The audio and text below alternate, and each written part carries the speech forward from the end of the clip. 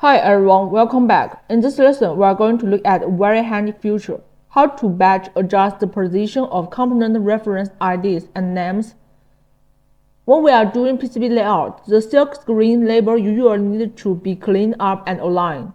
A neat and consistent layout not only look more professional, but also makes the board easier to read. If you move every label one by one, it's slow and almost impossible to keep everything consistent. So today, I'll show you a quick trick that lets you reposition all of them in one go. First, go to the top menu bar and open Layout.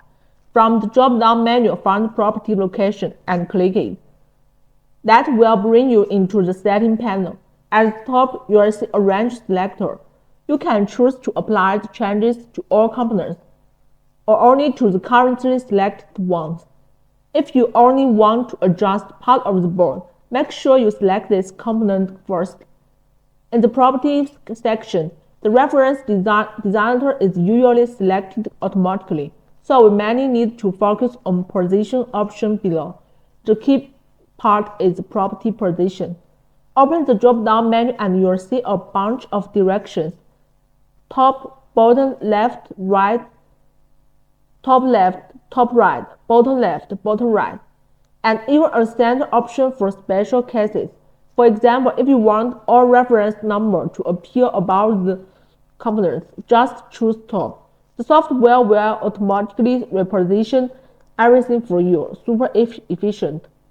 After you confirm the setting, save it, and all the label will instantly update to the new replacement. This feature is great for doing a final silk screen cleanup after your routing is done. It makes the whole board cleaner, easier to read, and more production friendly.